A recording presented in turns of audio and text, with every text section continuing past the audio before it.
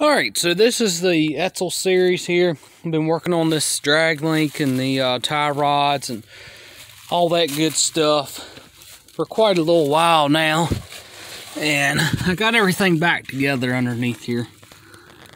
So, got all new outer tie rods, got new tie rod sleeves, and I also replaced the drag link under there as well.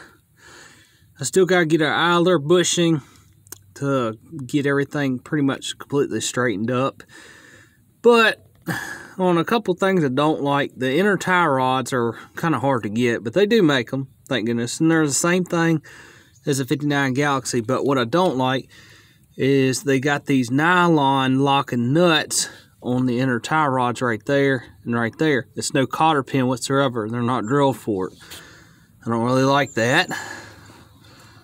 The originals, you know, of course, had the cotter key, and they were better, but, you know, they were just completely shot. But anyway, don't really like that, not very fond of that. And I had a little trouble with this tie rod over here.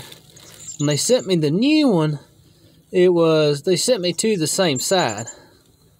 So I had two of them that were right-handed thread, and when I went to thread it on, you know, I couldn't figure out what was going on, and until I finally figured it out. But so they sent me that tie rod, right, not that one there, but they sent two of the same side, and it was in two different boxes too. So I don't know if somebody took it out of the box or what, but anyway, I got that straightened out. They sent me another one. They didn't charge me anything, you know, it was real easy. So that's been corrected, and of course, as you see, we got it all bolted back up. I used the original tie rod sleeve on this side. The other one had a couple burrs in the threads, so I ended up just using the new tie rod sleeve. The tie rod sleeves are extremely easy to get, and they're pretty much the same as a lot of GM cars and other stuff, so they were very easy to get. And the outer tie rods are very easy to get too. They're not bad at all. You can cross-reference a lot of that stuff. I believe it's ES416L and ES416R for the outer tie rods. And then the sleeves are, you know, pretty much very easy to get. I don't know right offhand there what they are. But anyway, I'm not too happy, like I said, about the inner tie rods not being drilled and for two cotter keys. Don't like that as a safety thing, but, you know, I think it'll be alright though. But anyway, that's what we got there. So we got all that back together. I got to get it close and get it lined up. And, you know, I'll have to take it to the shop, of course. But I'm going to get it, you know, as close as I can. And I'm going to measure the back here. We'll measure the inside, about the middle of the tires on the back here. And then we'll just take that same measurement and we'll set our fronts to it. And that'll get us in the ballpark. But, we're pretty much at the domino effect right now. The Edsel is really not safe to drive. It's really not. A little unfortunate, but I mean, you got to remember this car was made in '59, and you know, you're talking a long time, and you know, stuff's wearing out on it, and it's just, you know, this car's seen a lot, but it's really a truly unsafe to drive. Like, I would not want to pull this car onto the road. The lower ball joint on the driver's side is completely shot. It's got, you know, so much play in it. I mean, I can move it back and forth, and that's just, you know, that's not safe to drive. The coil springs got a little bit of wear on them. Not, you know, horrible, but they definitely got wear on them. You can definitely tell. But the bushings on the control arms on the uppers are perfectly fine. They're not really actually a bushing. All it is a grease seal. I don't know why they call it a bushing, but that's all it is a grease seal. And this will apply to the Galaxies too. Hopefully you can see it. But let's see. They're kind of right up in there. Hey, looking at the exhaust manifold. They're like right in there.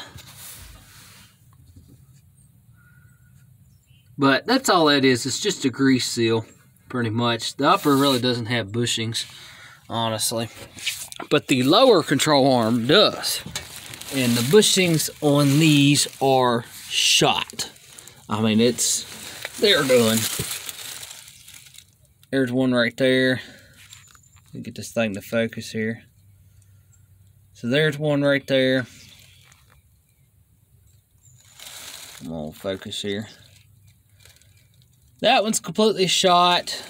The one up here, we can find it. There it is. It is completely shot. This is on the pasture side on the lower there. That one's completely shot. Don't look too bad, does it? Yeah, it's just dry rotted, but it's intact. Alright. So this side's not as bad. I would let that ride, even though it's dry rotted. I mean, it really needs to be replaced, but I would let it ride. But this is why it's not safe to drive. There's that. I gotta find it there. Focus. There we go. Alright, you look right there. Yeah. That bushing is gone. I mean, completely gone. That bushing right in there is gone. And I believe the one back in here is completely shot too. It's missing entirely. Yep. So they're completely shot. And if we come up to our sway bar bushings, if you look right here, they are shot as well. There we go. They're shot. And then one of them is actually, yeah, if you look up under there, yep. See, it's hanging down, actually. So anyway, hopefully y'all get the point here. But this car it's deemed unsafe. And I'm deeming it unsafe because, you know, you can't drive like it. But, anyway, that's what we got here. And I'm just going to have to break down. We're just going to have to take in, redo this whole front suspension. I got to redo the rear suspension too. They do make coil springs for the front, and they make new rear leaf springs for the back. And I believe they make the shackles, I'm pretty sure. But I'm sure I could get them anywhere. Just have to get some measurements off of them. But this car, like I said, it's unsafe right now. I would not drive it like that because it's, you know, that ball joint on the bottom like that is so wore out. I mean, you can move that wheel back and forth. And it's just, I mean, you can't drive it like that. I believe this car's got all the original ball joints, as far as I know. But I did test out the drag link and the tie rods and all that. I still got to set it. You know, it's not lined up yet. I mean, I'm gonna take to alignment shop, but right now it's not worth it until, you know, the whole front suspension and the rear suspension and, you know, everything is addressed and taken care of correctly like it needs to be. But you know, I'll get it close for now, but eventually I am going to put the correct period wide white walls back on it. But that's going to be a while.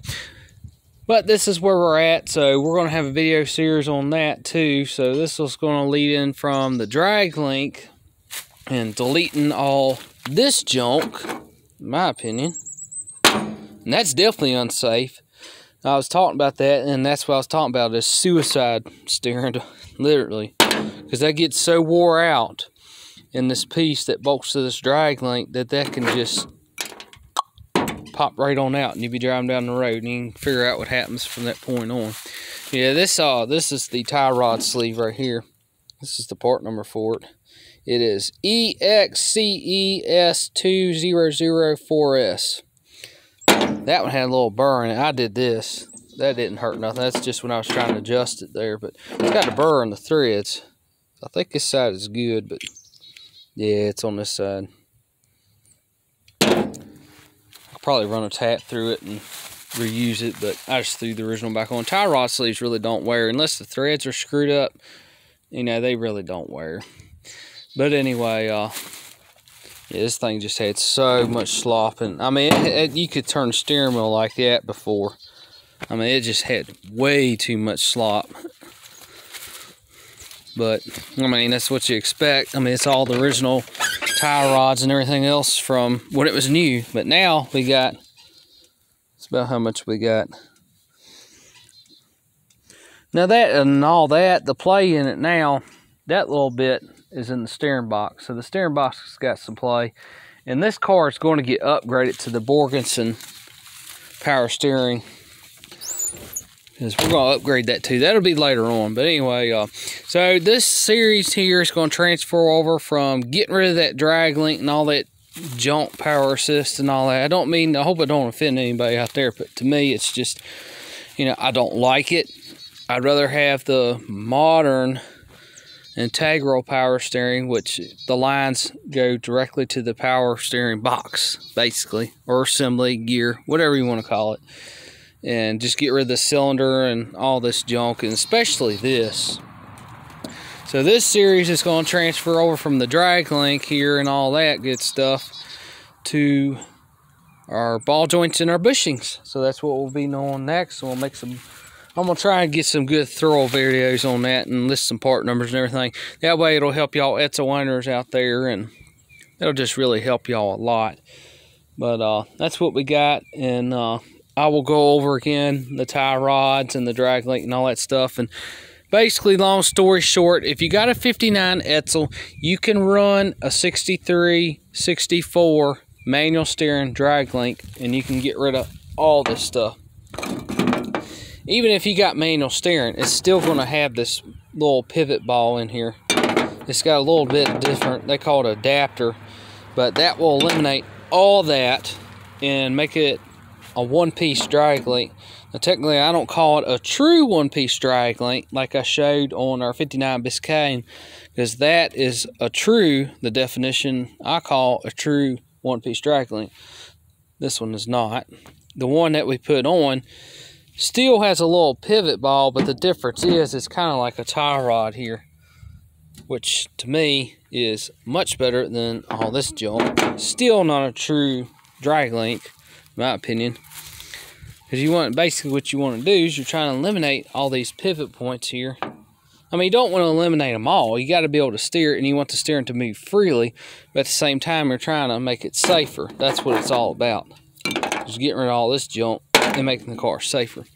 But yeah, you can run a 63, 64 manual steering drag link, and that's what they don't tell you. They just tell you you got to run a manual steering drag link. Well, that don't tell me nothing, and I found all this out on my own, and nobody knows anything about it or anything.